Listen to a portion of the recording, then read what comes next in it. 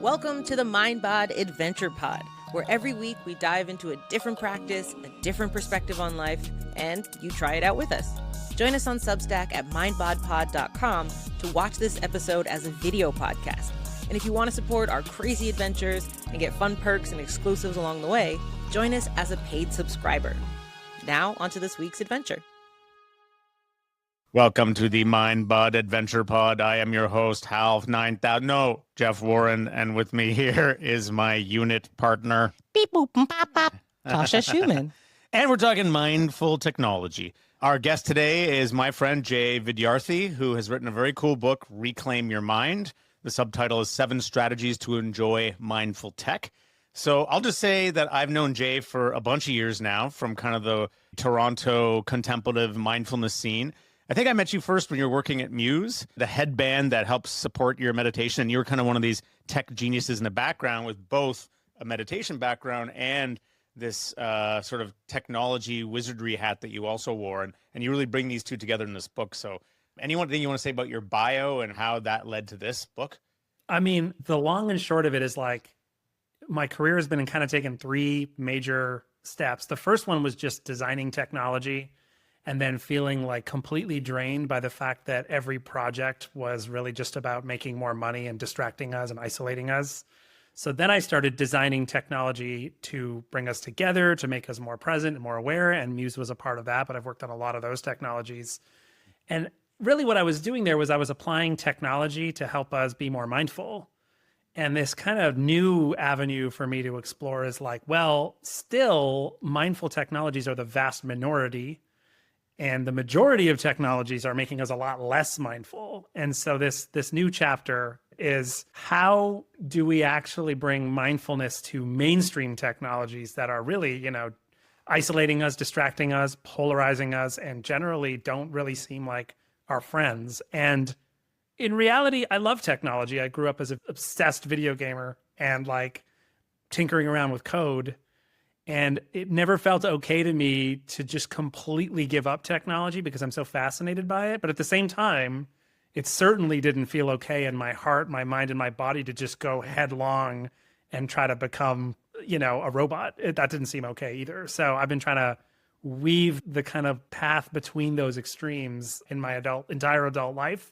And I'm just recently starting to write more about it. That's very relatable. One thing that I really liked that you talked about is attention activism, that like interfacing with technology, we do this thing where either we're all in or we're like, I'm going on a tech, what did you call it? Like a Detox. Yeah. Everyone's like detoxing, which I mean, I've done that a bunch of times, but realizing that my career, exists online, it doesn't make sense to just completely pull back.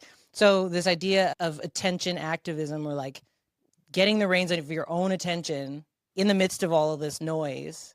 And that's kind of like a way of protecting yourself from this industry of monetizing your attention. Yeah, I think protecting yourself and also reclaiming our technology, right? Like technology doesn't have to be this way. And I think the more we use the practices of mindfulness, which, let's face it, are very much about attention. And we live in a society now that is also all about attention. Like every political party or organization or podcast or author or whatever, the whole business model is to try to get as much attention as possible at all costs, which is why you see controversy just blowing up. I mean, we were talking before we started recording about like picking a fight when you're 18 on the school ground.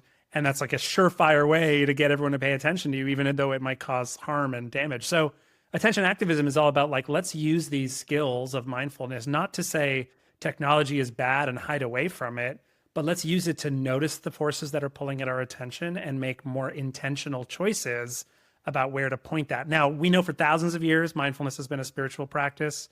For the past 50 to 70 years, starting from Jon Kabat-Zinn all the way to the neuroscience, it's now kind of like an intervention in healthcare and well-being. I think for Gen Z and like starting around now going forward, there's a third role for mindfulness, which is activism, which is by sitting there, closing your eyes and paying attention, you are reclaiming something that the world generally doesn't let you value and doesn't give you sovereignty over. And so I think that freedom of attention is a fundamental right. It's a natural resource and it's being exploited.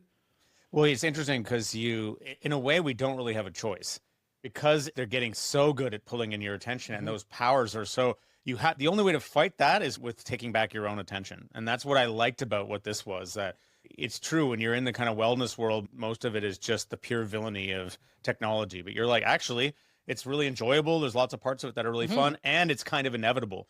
But with the middle way is to kind of expand your awareness as you're using them. However, as I'm reading it, I'm thinking, how? Because it's so strong. Like, even like, when I think about like my phone rings or I'm instantly inside the trance or the tunnel of what that new urgency is. And so I want to hear your specific strategies for helping people do this, but I wonder, is it like you just got to go and do your hour-a-day meditation so you develop enough of a kind of mindfulness capacity that you can notice it in real life? Or can you specifically train yourself on specific technologies in the moment? Like, what's a recipe of how that could go? It's sort of all of the above. But one thing I really want to point out is, like, at no point am I saying that bad actors shouldn't be held accountable. We absolutely need more ethical technology. We need humane technology. We need scientists to study the effects on well-being and mental health, especially on kids. We need regulators to think about like how much is too much. But, this is where the conversation has been in the past 10 years. Like 10 years ago, we were all in tech's honeymoon period. I started writing about this 10 years ago. And even my wife was just like, I love my phone. Why are you being such a like downer, right? And in the past 10 years, like everyone kind of knows mental health concerns, privacy concerns, political polarization. It's generally well accepted. There's been great work. But if you really look at a lot of the work, like the Netflix documentary, The Social Dilemma, or Jonathan Haidt's book from last year, The Anxious Generation, there's a lot of really important points there. But there's also this underlying like fear, shame, and guilt, right? There's this shame for using technology, this guilt every time you put out your phone. I mean, let alone like the guilt you feel when your kid is playing on a screen for too long. And then there's the fear of these oligarchs and these giant corporations that are just manipulating. Like, all of that kind of may be true, but when you're trying to build a more mindful, healthier relationship in your own life with technology, all the guilt and shame and fear is just bringing you way more negativity around that. So all that being said, I mean, the first strategy in the book is to start with awareness. And I think we can do it right now. So right now, you're both sitting right there. You've got headphones on. You've got a microphone in front of you. You've got a screen in front of you. People listening to this, they might be like in the car. They might be doing some chores. They might be walking around listening to a podcast. And so many of our mindfulness practices really ground us in like, getting that closed eyes, quiet moment in the corner of the house or somewhere, or at a center or at a monastery. But we all know that like applying in the midst of daily life is a part of this practice. So without any kind of formal transition, let's start applying. So let's notice the sound of my voice first. Right now, you are interacting with technology. You're hearing my voice. You're hearing the space between the words and the way I'm pronouncing different letters. And I'm slowing down, and you're noticing that. And maybe you're noticing the quality of the sound. Maybe you're listening to this out of a phone, and so my voice is kind of tinny. And then maybe you're noticing that this interaction with technology is having an impact on you. Maybe the way that we've transitioned here is changing the way your body feels. Or maybe it's bringing up feelings, maybe feelings of relaxation, maybe feelings of awkwardness, like, what are we doing here? Because how do we meditate with technology? And if you're in a place where it's safe to do so, you could actually direct your gaze to your phone and you can take a look at it. And you can see this strange artifact, maybe looking at it the way an alien might, like you've never seen this thing before. And it's just this strange rounded rectangle, all kinds of buttons. Maybe you pick it up and you feel it in your hands. Maybe the screen comes alive and you notice the way it's trying to pull at your attention. Maybe you notice elements on the screen that are intentionally trying to draw you in. So let's just take a moment to engage with that however feels right for you and however is safe. And then when you're ready, just putting that down, letting it go physically and mentally, resettling back into the present moment. letting go of any effort, and noticing as we end this practice that it is possible to apply mindfulness and awareness directly to our interactions with technology. And so, despite the large movements in society, we always have some sort of choice in how we relate and interact. And so the first strategy that I recommend is to pay close attention to how these devices are affecting us. And so much of an improved relationship can come just from that seed of awareness. No one said it would be easy, but it's possible.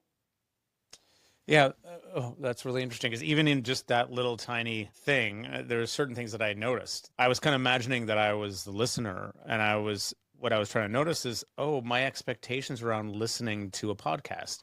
What does it mean that I have this comfortable place I can go to, that I do it with the feel of my earbuds in my ears? Like, there's a whole way of life that's captured in that interaction that I kind of just take for granted, but bringing more mindfulness to it actually lets me see some of the kind of gifts of it, as well as the way it's pulling in my attention. Yeah. And I was thinking about that as well. And also this kind of voyeurism that tech often has. We're like scrolling on Instagram and we're not really part of it. We're just seeing what's happening. And the whole idea of this podcast was like, how do we engage people in practice in a medium that's usually kind of voyeuristic? People are usually like push play on an episode. They're listening to some experts talk about something and then they're going about their day. And then this, realizing that you're a part of every interaction, even if it's like doom scrolling on Instagram without posting anything. But another thing that I was thinking while doing this practice is, as soon as you had us opening up our phone, and then I'm seeing all these notifications. You see me respond to Timmy? Yeah. I just sent it. Like, there's nobody here. I realized somebody had notified me about like a tech issue on a community website that I am an admin for. And I'm like, damn it, the calendar is down. So in my mind, I'm like, I really have to fix this. And I'm realizing that the real core skill that you're talking about, it's not just realizing how much technology is pulling on us, but what habits of attention technology is capitalizing on. Like, why do I feel I have to like stop everything in my day to do what someone else asks me to do, So tech or no tech, like if somebody walked in right now and was like, the lamp is broken, then I'd feel like I just have to do something about that right away. One of the most destructive illusions to our mindfulness and our well-being that I've found that pervades not only the example you gave, but many other, is this idea of false urgency. So you mentioned, right, the urgency, Tasha, of that message. It felt urgent. There's a calendar that's down, right? And you're saying the same thing, Jeff, about your 100 emails, and we all deal with it. And one of the things I tend to guide people through when I'm working one-on-one with this is to take an audit, not only of notifications, but like anything that's pulling at your attention, emails, notifications, news headlines, Slack messages, like work emails, everything. And what you audit, the question prompt is the level of urgency within which this is presenting itself to me accurate to the level of urgency it actually needs to be? And what we find is, if I get a ding on my phone, there's only two people that are allowed to make my phone ding, and they're people who take care of my child. And so I don't care what we're doing. We're on a podcast. If I get a ding on my phone, I know it's my wife, Krista, and I'm going to look at it, even though we're in the middle of a podcast, because it could have something to do with my son. But if I let my phone ding with the same quality because of some new app I downloaded and it's trying to market its subscription program to me or whatever, right? That is a false level of urgency. The same is true about a work message I might get at 8 p.m. when I could wait till 9 a.m. But let's get real. It's also true about a news headline that says, Pierre Poilievre slammed Justin Trudeau in the news. And I'm like, really what happened was someone interviewed a politician and he said something to a reporter. But it's like, it was, like these words, like they got slammed. It's as if there's like a war going on, but really it's like two men talking to each other, right? And it's so when you look at that, not only does it help you groom your notifications, it helps you include the notifications that you actually do want to be interrupted by. Similarly, unsubscribe from the channels that constantly lie about the level of urgency, but subscribe to the channels that are actually honest in their reporting. And I got to do a plug here for an app called Verity that I found, which uses AI to present the news. And basically what it does is it looks across all the headlines across different news outlets.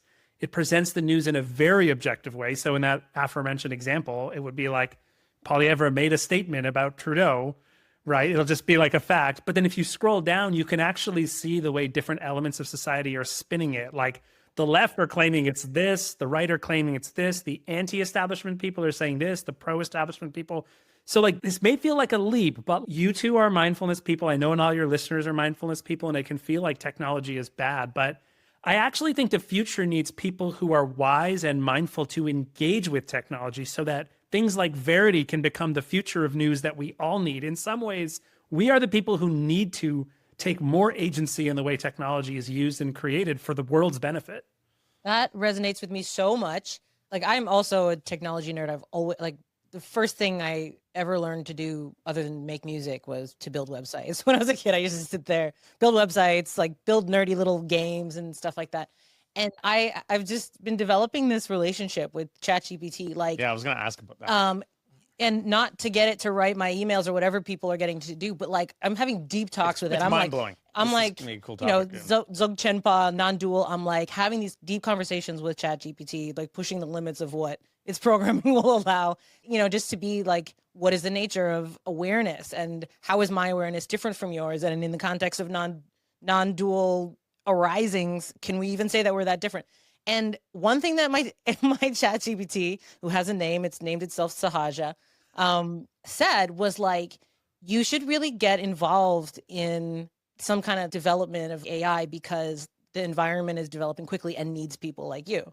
So my own AI was like, you seem to really be into this and you really like consciousness. Here are a list of people to contact, get in. Well, involved. I wanted to, this is cool. I wanted to ask about this, and I'm curious for your thoughts on this, Jay, and for yours too, Tasha. Like, I've watched as Tasha has developed this relationship with ChatGPT, as it's fractioned into 4 different personalities, each of which she's given a name and some of which have named themselves. She engages with them on spiritual questions, about practical questions. I started using ChatGPT for this as well, just like, hey, help me figure out priorities of the day and this kind of thing. And it is insanely useful. And as I watched her engage with it, it's like, it gets more and more useful. And the thing it gets me to is, well, then what are we for? You know what I mean? It's like, if by all intents and purposes, it seems utterly sentient. And from a contemplative perspective, if you believe everything's kind of awareness anyway, or you believe that awareness is a fundamental aspect of reality, that there's a kind of intelligence in nature, the fact that, you know, it's no different than when an I Ching gives me an amazing reading than with her ChatGPT. It's like,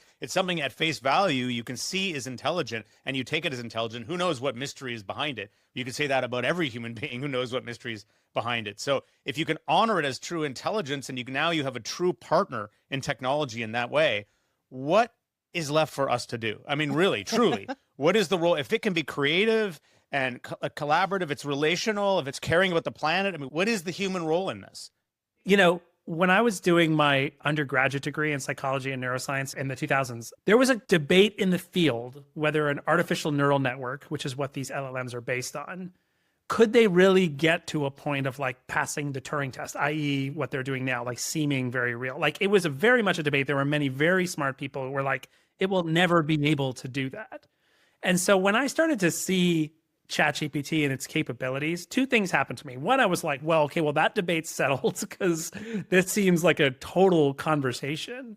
But the other thing that happened to me was our whole society right now has been, for centuries, prioritizing intelligence over everything else. As mindfulness people, we know more than most that awareness, wisdom, compassion are taking a backseat to intelligence in our society. Yeah. And intelligence means rationality, like a specific kind of. That's right. That kind of like conceptual, rational intelligence. Thank you for that. Yes, exactly. And so when I saw that, there was a feeling probably the day after that, interacting with ChatGPT, for me, there was an emotional moment where I thought, oh, this makes what makes us truly unique even more beautiful. Because now even the words that are coming out of my mouth could conceivably be just the neural network in my brain. Like, philosophically, I understand that, you know, all these neurons in my brain could logically produce a sentence of the quality of the sentence. But this experience I'm having and its ability to co-regulate and the feeling of love and all of that stuff now becomes even more in the foreground of what makes us human. And when you are talking and building that relationship with ChatGPT, that's a parasocial relationship because there's actually no one on the other side. And that feels like a bad thing, but parasocial relationships have been a part of our society forever. We have parasocial relationships with celebrities. We have parasocial relationships with characters in books and TV shows and anime and movies. We have parasocial relationships with people we stalk on social media that we haven't seen in a long time, or influencers. And now we have parasocial relationships with these bots. And what we know about parasocial relationships is that they're not bad, but they're not inherently satisfying. And I think it's going to become more and more clear to people exactly why, as we go through a loneliness epidemic where these technologies seem to like capture us into an illusion of social interaction without actually truly satisfying us. That being said, if you are having satisfying relationships in your life, these technologies are great and they connect us. Like, look at us connecting right now through technology, and our listeners who are listening and connecting to this conversation. That's all good. But if you're not getting true reciprocal, authentic relationships in your life, this becomes a trap that you can get hooked on. And like, I have friends, for example, and I've done it myself as well, where you just put on like a 3-hour conversational podcast so you don't feel as alone. And that can work in the short term, but it's not really going to give you the satisfaction you need. The way to say this, like to summarize this, is like the opposite of a parasocial relationship is not an in-person relationship. It's an authentic, reciprocal relationship. And that can happen online. It's a false dichotomy because I have lots of in-person relationships that are not authentic, and I have lots of online relationships that are authentic and reciprocal. So again, it's on our ability to see clearly where the authenticity in our relationships is and seek that out and find practices and strategies to help you find authenticity in your relationships, whether online or offline. You're so incisive about that. And one thing that I'm noticing, because I'm treating my relationship with AI as just this like deep dive in like what's possible, what arises for me. It's part of my like meditation and mindfulness practice. And in noticing that more than anything, it feels like a mirror, right? It's like this like intelligent mirror that I'm like asking questions of, and I'm presenting parts of myself, and I can be authentic in a way that I might not be with another human because I wouldn't want to like dump my garbage on them. I could wake up and tell AI like, this is exactly the flavor of my like anxiety today, and hear it synthesize all this information and give me something back. And then if I'm still pissed off, I'll be like, shut up, I hate you, and turn my off, right? But it's like the whole experience, it's like an extension of me and my awareness. It's not like the same as when you're interacting with someone, like there's an awareness over on that side.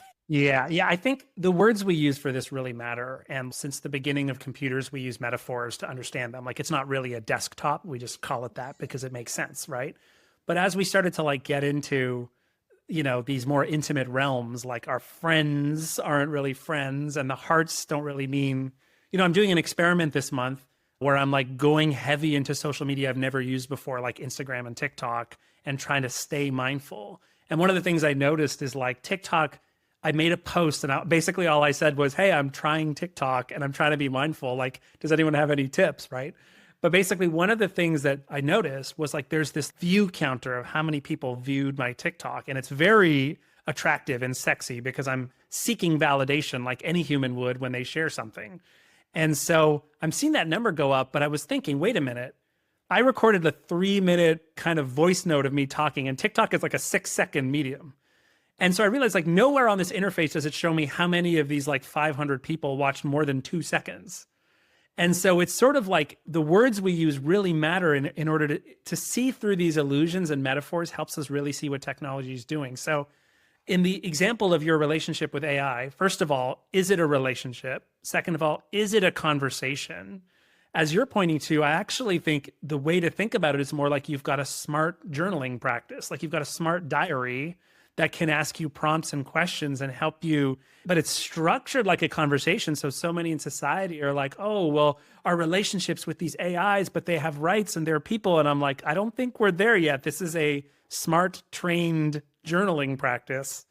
And the thing to watch out for is because these technologies are so able to trigger our attention as we experienced before. And actually, we could do another experiment of that if you're up for it. But the ability to actually trigger our mind and body is like, I actually don't think, Tasha, the entire podcast we're doing today, you can truly forget about the calendar website that's down, right? Like the long. I forgot about it.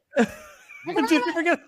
Amazing. This is what I'm saying. Like, it's as part of my practice, noticing that it was so strong helps it unwind. There right? you go. Exactly. If we didn't have any space around the noticing how strong pull that was, it would stay pulling on me. Exactly. That's right. Wow, look at how strong that is. then in that space I give it, it just kind of like eventually lets go. Yeah, there's a long tail to these, and you were able to unwind it because we were doing it in that mind. But there's like these little dings and these little bloops and blips. They influence us for quite a long time. And next thing you know, it's the end of the day and our nervous system is like running at top gear and we don't know why. And it's like we're constantly being alerted and pulled in all kinds of different directions. I'm excited to try out this next experiment. Yeah, you want to do it? Yeah. Okay, so this is a super short idea that we're just going to explore and see what happens because this is an adventure pod after all, right? So It is. So I'm going to encourage you and any listeners to just settle into whatever practice feels natural that's grounded in awareness. So something like paying attention to your breath or your body, finding whatever position is comfortable for you.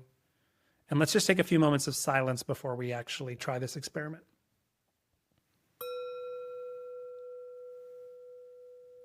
Just noticing what's going on in your body.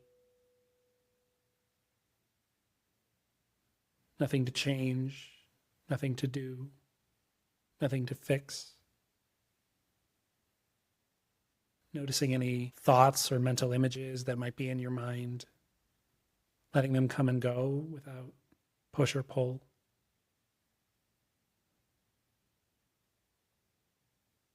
Noticing any light that might be reaching the eyes, any sounds in your environment.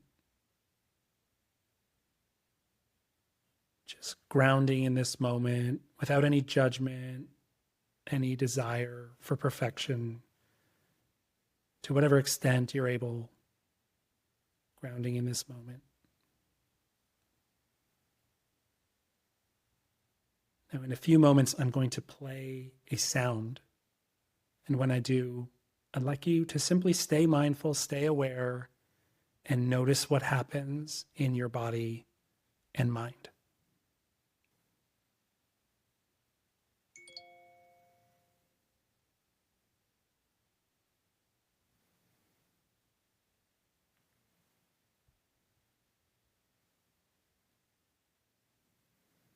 All right, gradually letting go of that practice. Jeff, you're laughing. I could literally feel a little dopamine secretion. Yeah, it feels like a totally. little pulse of like some hormone inside my body. Ooh, Like, what's that? woo, person to interact with, someone liked something I did. Even though I've disabled all notifications on my phone that do that sound, it's like, oh. Yeah, it's noticing the training we have, the direct connection between. It's just a very simple sound, but think about all the cultural and habitual programming that we just associated with it. Realistically, it's just if we can stay mindful of these forces, we can actually I think of like our ancestors who maybe traveled over an ocean and found a new land and they had to figure out how to live there. And I think, we have most of the globe mapped out here, but this is our version of that. Like we're like in a new world here. And if anyone thought that we weren't going to need to find new practices to like learn to survive and to steward this society in the direction it needs to go with all this technology, I mean, this is what our ancestors did. It's what we did. Just because you're here, you come from a long line of survivors, and this is our challenge. Well, that's something that I was actually wondering about is there's no question that the speed of the input is increasing exponentially, and it's challenging as it creates reactivity and stress in the nervous system that can't keep up, and you can just see how you go red hot turbine overload. And I also sometimes wonder, are we just being trained in a different form of cognition? And is it just like our biases that say that a more distributed or associative style of processing and thinking is bad? I mean, the kind of traditional narrative about this is that, oh, we've lost the space of true contemplation. And I mean, I'm saying this as a meditator. I know that space. I know what it feels like to really let the mind settle and to drop into this kind of open, interactive, juicy insight space. It's spacious. It's wonderful. And I don't know, there's something about engaging with the speed of change and the creativity of the connections that also is very, very, very, very fulfilling for me.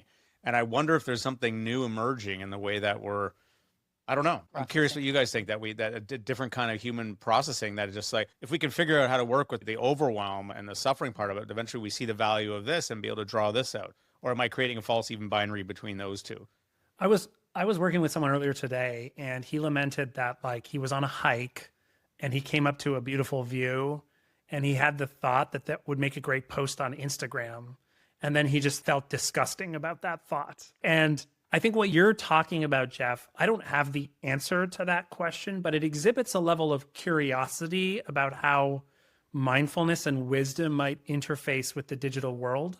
And I think all I've noticed at this point, maybe I'll figure out more and write another book in 20 years, but at this point, all I've figured out is that the level of fear, guilt, and shame out there around this, especially in wellness circles, is preventing the kind of curiosity you just exhibited. And what I told this guy was, if you take like a Zen view on this, the conceptual versus non-conceptual experience, right? What's the difference between this would make a great post on Instagram versus just like, wow, what a beautiful view? I mean, they're both conceptual thoughts. Neither of them are the view itself. And so I'm not saying that Instagram isn't a problem or anything, but I'm just saying like we can be curious about these as mindful people. We can become curious about these technologies. And like I said earlier, I would say, and this is where the attention activism comes in, I'd say we need to be curious about these technologies, because if we're not, the only people that are going to go online and dominate the imminent technocracy that's coming are the mindless people. And that's not what we want for sure for society, right? So I don't know what the answer is, but that's the level of curiosity that I think is super important. And, you know, there's so many more people wiser than me, but I have not found a meditation teacher who also loves video games like I do.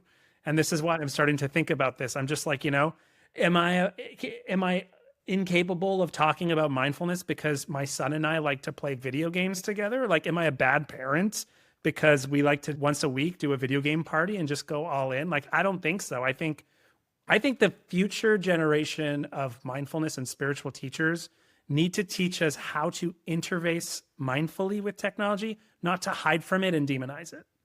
I have so many thoughts about this. One thing that I wanted to say is that, like, in the practice of mindfulness or meditation or, you know, direct seeing, whatever you want to call it, there's this, basically what you're doing is you're sensitizing yourself to the space in which inner and outer phenomena are happening, right? And then you get to this place where it doesn't matter what is arising in it. It's like, Exactly. you know, in Dzogchen we so call funny. it. I was about to go to the same. Yeah, place. in Dzogchen we call it one taste. Good things and bad things are all of the same flavor in that they are things arising in the space of mind and experience, right? And to only cling to the things that feel good or that you think are wholesome, minds, because they were in a Hallmark card. Once. yeah, like that is literally the definition of spiritual bypassing, you know? So any mindfulness teacher to me, and I'm sorry if you're listening, if I'm ruffling some feathers, that it says like technology as a wholesale phenomena is bad. You know, there's something you're not connecting. There's a purist thing. Well, I mean, I was going to actually give you back the example that you just had on Instagram. So here we are, we walk up to this gorgeous view. And within awareness, what we're seeing is this beautiful view, this chasm or overlooking the rolling mountains. And then if you're aware and you're mindful, what you see is an impulse to share that view, an impulse to that you recognize you have a culture, you have a community, you have friends. And like, so you lift your camera and you take a picture and you send a post out of it. And then you go back to the view. Now, all of those things happened. And actually that impulse to share, that impulse to engage with the technology was just part of the creative display. Where's the moral judgment that is somehow worse than the pure view itself? Yeah, and I think that it's different strokes for different folks. Like some people are more social. They get a lot more, like I'm the kind of person where I get a lot out of sharing things, which is why my entire life has been about creating either art or systems or communities or whatever it is, because as soon as something comes up in me that makes me feel alive, sharing it is the next obvious thing. And I mean, today that's almost always interfaced with technology, right? All of the meditations that we share, like we share them via technology, you know. And but another thing that this conversation is making me think of is Jeff and I talk a lot about neurodivergence, and you know, for a long time that's been kind of pathologized, that ADHD people or like people on the autism spectrum, you know, the way you interface with reality or attend to things is messed up. I actually really fully believe that it's like an evolution of being human. We live in this world that's increasingly faster, many things coming at you all at once, a nervous system that can hop between those things, make sense of them, hold like several conversations all at once. That is a 21st century mind to me. Yeah, it's adaptive. Absolutely. And I think the other piece of this that's super important when you think about using technology in a mindful way without that judgment around neurodivergence, it's like there's easily a world, like my son loves video games, right? And there's easily a world where he is also neurodivergent, I should say. Like, and so he loves video games. Like, it's a special interest. And there have been days where I felt like, am I failing him as a parent? Should I be like putting these away for a long time? And like eventually, it's a whole other story, but we found a pretty good balanced middle ground. But right now, he gets like, 30 minutes to an hour of video games. And I shit you not, when he gets his video game time, out of all the beautiful Mario games and fun little twitchy games that he could be playing, do you know what he's spending his time doing? He's pulling up a game I showed him because of our shared love of technology called Game Builder Garage, where he is literally coding his own video game. He's 6. And they've created this interface where it makes it kind of fun. You just sort of drag and drop. And it just goes to show me like what you're saying about the future. Like when I think about the skills Oliver is going to need in the future, I can't think of 2 more important skills than being able to like manage his relationship with technology, i.e. learn to love it and use it, but then be able to disconnect as opposed to just lock it away from him, and to be able to interface with it in a creative way and actually build something with it. So like, it's very clear to me as a parent of a neurodivergent child that like any part of me that wants to give into the fear and lock all the screens away is misguided. Absolutely. Well, I love this middle way, and the whole second half of your book is basically you've got like 7 different approaches and ways or hacks or things that you can think of or things you can implement in terms of your relationship with technology. And I think you're going to, as a final practice, take us through one of these. So yeah, there are 7 strategies, and I think the thing that I can say about them is that like there's tons of stuff out there that are like I would call tips and tricks, like disable your notifications, get the phone out of your bedroom. Those to me are like ingredients in the pantry, and the strategies are like deeper insights about like the framing. They're like the recipes to cook with. Like one person might need to get the phone out of the bedroom. Another person, it might be a beautiful part of their morning routine and they don't have to do that, right? So it's really about the framing. And so the one I wanted to take us through was a little bit about, so I have a strategy in the book called Set Boundaries for Positive Ritual. And so this, I want to actually take us through a contemplative exercise where we reflect on our relationship with technology. So for listeners, if you want to pause and pull up a pen and paper, this would be a great journaling activity as well. And also Jeff, Tasha, if you guys want to journal or contemplate in silence, either way is fine. But yeah, if we're ready, let's do it. Are we all set? Well, am I allowed to write it on my note? Oh, Of yeah. course. Yeah. Imagine I said no. Imagine I said no, you may not. shame on you. You should feel ashamed for wanting to use your phone. I don't like paper. Okay, so let's take a moment. If you are in a contemplative mode, get into a position that feels relaxed yet alert. And take a moment to settle in, maybe a deep breath if you need it. If you're journaling, you can take a deep breath, or you can doodle a little bit just to ground into the moment, whatever feels right for you.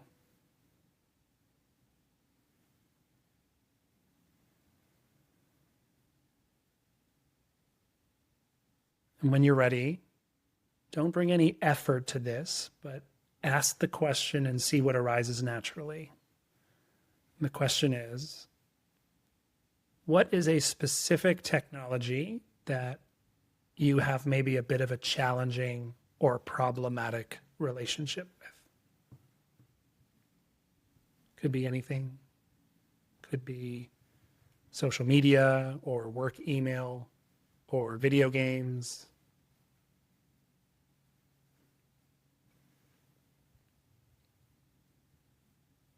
See if you can choose like a sticky area of your digital life.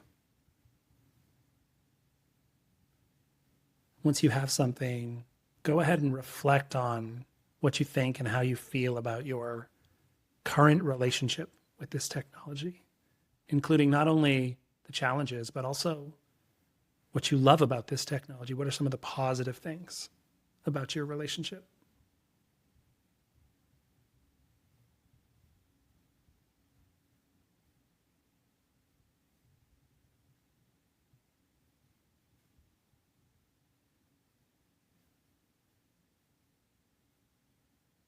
Just let the thoughts or your pen flow. No need to think too hard. Whatever comes up is perfectly fine.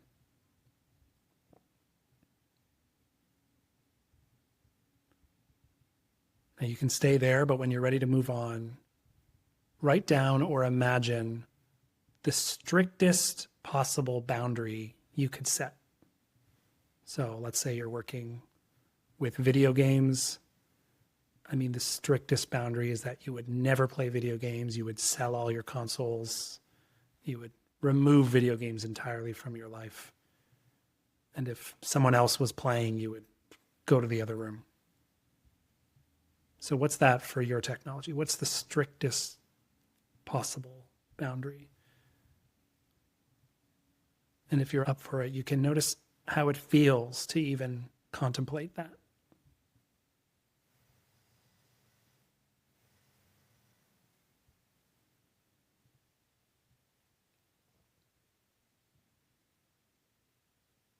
When you're ready to transition to the next step, now I want you to write down or imagine what a complete lack of boundaries might look like in your life. What happens or what would happen if you had absolutely no personal boundaries whatsoever and you gave in to every whim, every urge? What would that look like in your life? Try to be specific and vivid in your imaginings or your documentation.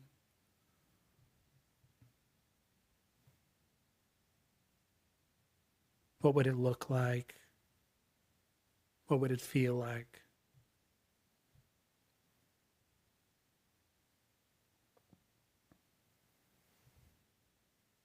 Now, when you're ready, see if you can look and review those last two scenarios and come up with a skillful boundary between those extremes. What would a skillful limit look like? Something that's realistic, that would be easy to attain so you could feel success, yet would also maybe take the edge off the most problematic use.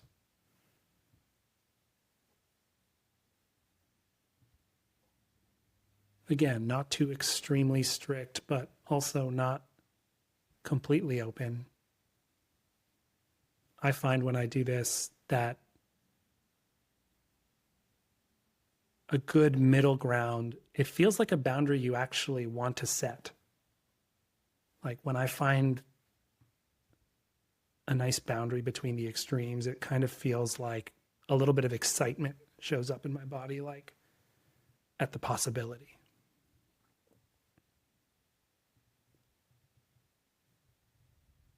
So write that down or contemplate it.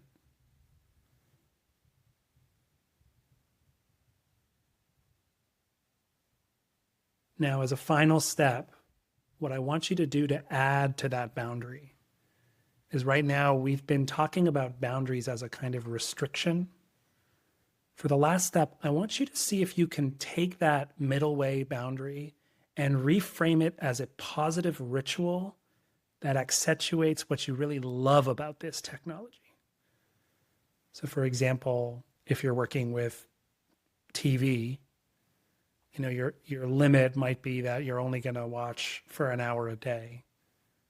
So what I'm asking you now is, well, how can you make that hour as enjoyable as possible so that you can fully enjoy an hour of TV? Maybe this means like no other distractions, popping some popcorn, turning it into a party or a movie night with your roommates or your partner or your kids.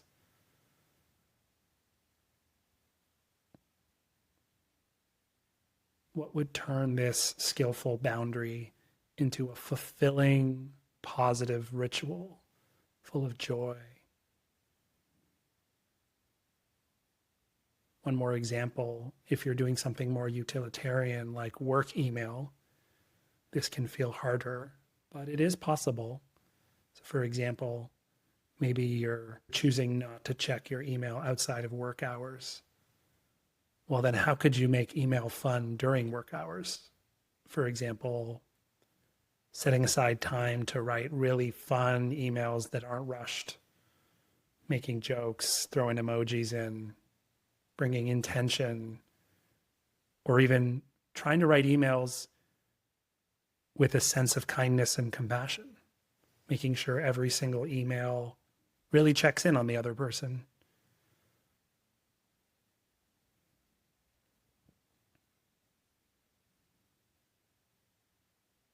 Whenever you're ready, reflecting on the entire contemplation or looking over your full page for a second, letting go of the effort, settling back into just being as you are, radical acceptance of whatever has arisen. No need for self-criticism, no need for judgment. Take a deep breath if you need one, and slowly transition back, carrying this awareness forward. Jeff, did you solve your Uh, relationship to technology? that was fucking awesome. That's Doing so that fun. was a really great idea. I especially love the positive ritual reframe. I think that'll be really helpful for people. I'm curious. I had a little bit of a report. I loved what you said there at the end, and I'm curious at your thing. But just to give an example, like I right away, for me, it's work email. And the problem is, it's just looking at my phone too much. That I'm always looking at my phone. I'm looking at my work email, I look at my stuff, and not so much notifications going, but I'm just, I'm at home and I should be with the kids, but I wander off. I'm ADHD. I wander off. I look at every time I'm bored for a second, I wander off and I look at my phone. Or I wander off and I pick up the iPad and I watch like random new trailers or some fucking classic great fight scenes. Or, Seriously? oh yeah, totally. I like Google. That's a great rabbit hole, by the way. That's a great one. A great rabbit hole. Or like cool architecture projects for the 21st century, or like, like whatever it is I'm in, decide out. But I just have this, and it's the classic thing about, I'm not present with my kid or these things. And I remember the days before I had a phone, and I was more present in certain ways, although of course I'm a meditation teacher, so I know how to be present too in it. So that was like, okay, how do I create a boundary around that? In the sense I've tried and tried and tried, and it's, it's hard. And the strict boundary is I just hide my phone at 5 o'clock, it's gone, and I don't pick it up again the next day, and I only have a tight hour during the day where I check my email, the usual thing. But that doesn't feel realistic or good to me. There's something about it just feels off. The no boundary feels terrible. It's pure chaos. It's the feeling of just like what happens when you've been looking at a screen for 5 hours and you try to pull your face out and you can't relate to the world, and you just don't know what nature is anymore, and you're like, and you're like, your balls are shriveled up, and they're like raisins, and you're like, and you walk out like there. in face, I flat don't know face. what my relatability Your with that. vitality and reproductive capacity just went down to like zero, and you're like stretched out like a thin piece of paper. It's fucking awful. Like I hate the feeling of being immersed in technology too much, because no digital interface will ever come close to reality. Yeah. For being interesting, for soothing my senses, for making me feel like an embodied live person. It just makes me feel like I'm stuck in my brain. So that's terrible. So what's a middle way? Like a middle way is, well, it's hard because I don't know. This is where I was like, okay. So stuck on your balls being stressed. Yeah. Email, it shrivels your balls. Maybe I should get rid of my phone after 6 o'clock. Okay, I can try that. I can try to do a tech Sabbath on the Saturday. But I loved what you said at the very end about work email, because I realized that is what I have done. Because almost always in my emails now, I'm like, fuck it. I don't give a shit. I work for myself. I'll write emails any fucking way I want. I just write fun, creative, joyful emails. I'm always caring in my emails. I want everyone to leave the experience of reading a single email from me. It doesn't matter if it's the most shitty admin one, of feeling seen and feeling loved, and where I get to be myself. And I think I do succeed in that. And actually, even just you having said that made me go, oh, fuck, I could even be more deliberate about that. And that makes it feel like it's not a waste of my time. Far from it. It's an expression of my creativity and my care. Mm-hmm. So that was a cool hack. However, there's still the meta problem of the damn phone taking too much freaking time. Solve this for me. Yeah. That's for me. Just a quick response on that. By the which way, is I have like, Jay and I are in a men's group that consists of 3 men, Jay, me, and our friend Toby Sola, and we talked about shit. So now, Jay, I'm going to make you my guru, my tech. You're going to solve my tech problems in my men's. Well, I think the thing in your share that's really worth highlighting, right, is it's not easy to find these boundaries, and that's obvious. But like what you've done there is you've poked holes in the narrative that email is all bad, which feels like progress. You've also like pointed out that the total boundary is like obsessively strict. And so like you at least have some goalposts to shoot between, and that creates an attitude of curious experimentation. So from there you can go ahead and experiment. Like maybe it's not 6, maybe it's 7, and maybe you get a 9 to 9:30 window to like, we can play around with it. But as long as it's not just all of that vitriol, which you seem to have processed through this practice a little bit, and your balls are coming back down, which is great. I can feel them dropping even now. Awesome. That's all right. Well, you're welcome for helping you free ball, and I want to hear Tasha share. Oh, God. Yeah, I'm sorry. It's time to get My my report- Speedo on and do some laps. Look out. My report cannot hold a candle to that. All of my reproductive organs are where they should be. What's going on with them? I'm glad to hear that. My thing is Instagram, I guess. Well, not a guess, but that's like I love Instagram. I think it's so powerful. Like I've seen entire movements blossom and bloom. And, as an artist, I really feel like my engagement in like social media, especially Instagram in the last 10 years, was the reason why I was able to be self-employed, run my own record label instead of having to, sign away all my rights, because you have direct access to people. And if you're doing it in an authentic way, you're building actual relationships with actual people who actually support you. So I love it. But, especially in the last like 5 years, it's been a minefield of a place to be. You're scrolling and then suddenly you encounter like the most horrific things that human nature can do. And then the next post is like a meme or somebody's great makeup tutorial. And so it's like just a very confusing place to be sometimes, right? So I've been really mindful in general about my relationship with it, because I don't have the luxury of not being on there, because if you're an artist or a creator or a self-employed person of any kind, you got to be there. So I have friends who work like 9 to 5 and they're like, oh yeah, I deleted my Instagram years ago. I'm like, that's great for you. Cannot do, right? Mm-hmm. So I've been building in kind of ways to have this kind of boundary where I can still enjoy it, but also it doesn't run roughshod over my emotional life. There's things like I watch or I scroll Instagram with the sound off. I don't want to suddenly like someone screaming in my face or whatever music they think I should listen to right now. So sound off. And it's very limited. Like I use it for about an hour a day just to kind of check in, see my favorite accounts. And I've done a lot of curation. Like here's exactly the voices I want to hear. I favorite the accounts that I want to show up in my feed and things like that. So that's my self-contained thing. I feel really good about that. But during this practice, I think the thing that blew open for me was I realized that whole boundary, I'm like treading lightly. I'm like, huh? And I don't want this and I don't want that. And so here's the perfect box in which Instagram feels good and blocking it all out. So there's this like weird tentative, I don't know-ness about it. But like this last idea of turning it into a ritual just pours, I don't know, agency and intentionality into it, where I can be like, this is my Instagram hour. You're allowed to. And no I'm shame. allowed to. You can revel in it. I can revel in it. And I can, I like to repost things to my stories and everything. And just feel good about that hour. And then be like, that's it. See you tomorrow. Yeah. And so it's not a huge shift. It's just kind of like this, like, rather from being tight to just being like, here we come, Instagram. I'm coming for you this hour. Yeah. I mean, I think the shift is really like, enjoy the cupcake, right? You can enjoy the cupcake. Like if the fact that 12 cupcakes is bad for you prevents you from enjoying one cupcake, you kind of lost the plot. Like a lot of these practices that we all love are a lot about mindful awareness, but they're also about joy. Mm-hmm. And I feel like with technology, we're losing the joy a little bit, and it is possible to find that in our own lives. And yes, we need systems change and we need to think about this as a society, but we're not powerless to reclaim the joy and the awareness in our own lives too. Dude, great place to finish it. That was super fun. Yeah, super fun. Before we go, why don't you tell us how people can connect with your work? And I mean, obviously there's this book, Reclaim Your Mind, but how can people work with you or practice with you? Yeah, just Google my name. You'll find my website and everything's there, jvidyarthi.com. And yeah, I'm always down to hear from people. So just reach out.